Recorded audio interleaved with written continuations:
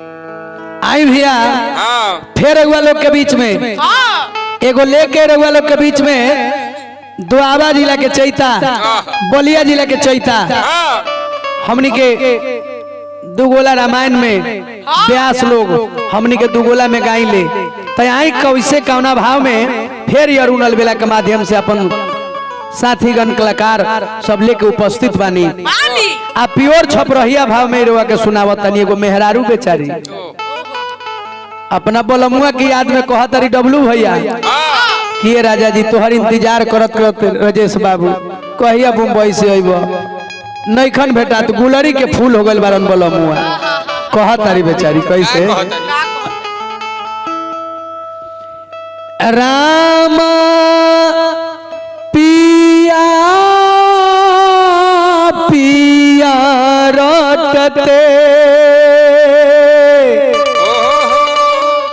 अरे पियर रे भइले देहिया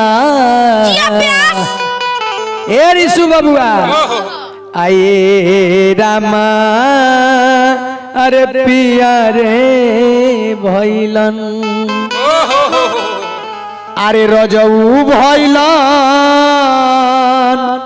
अरे हौ करे जाऊ भइलन अरे गुलरी के फुलावा ए रामा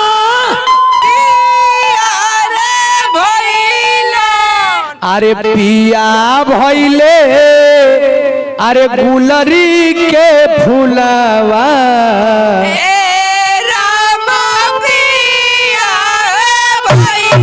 पिया भइले गुलरी के फुलावा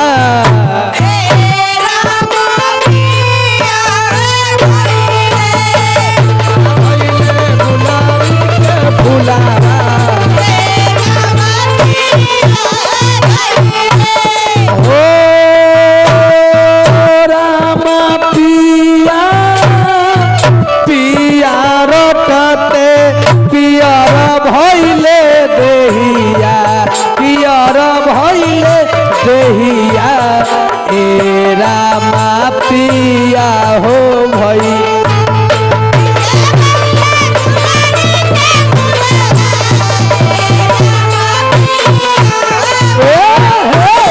पिया भइलन गुलरी के फुला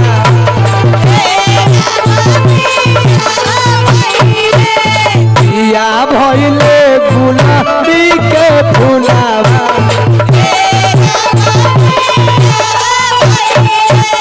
रजऊ भइलन गुलरी के फुलावा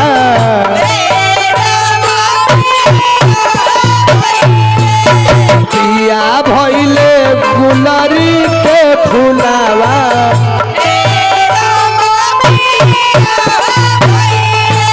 पिया भइले गुलरी के फुलावा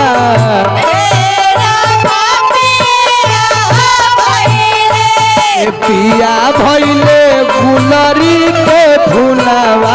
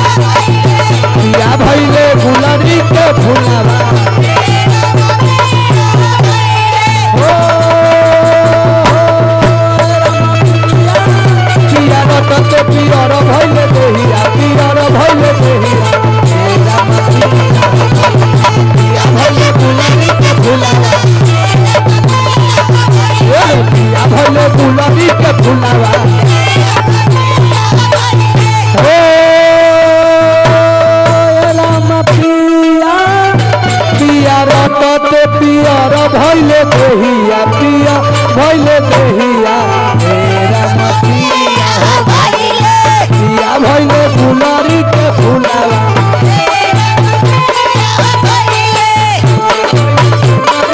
फुलावा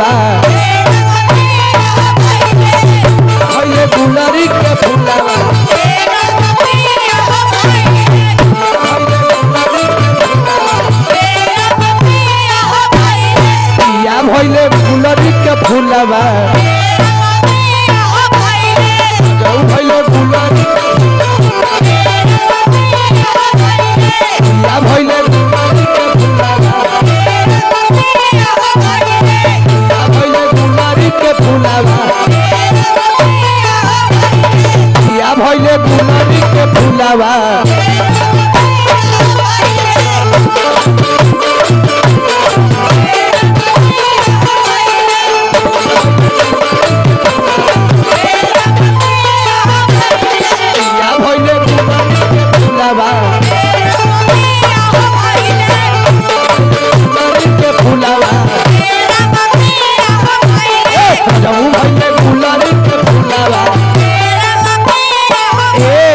रजऊ भइलन गुलरी के फूलावा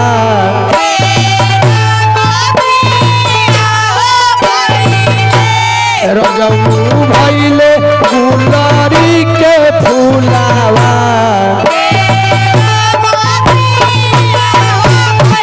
रजऊ भइले गुलरी के फूलावा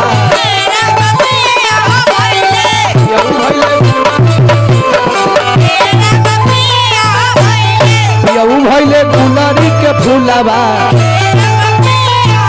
ए नचनिया तनी जगह दा लोग ना तनी ए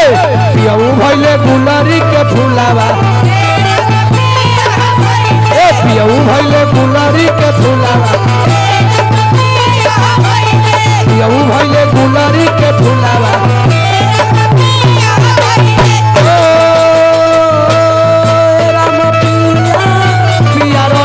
पियर भइले देहिया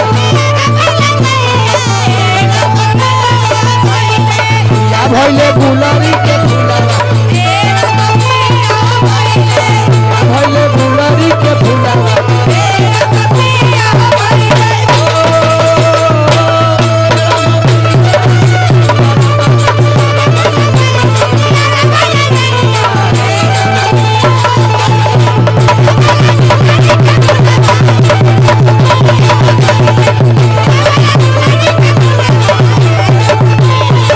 भइले गुलरी के फूलावा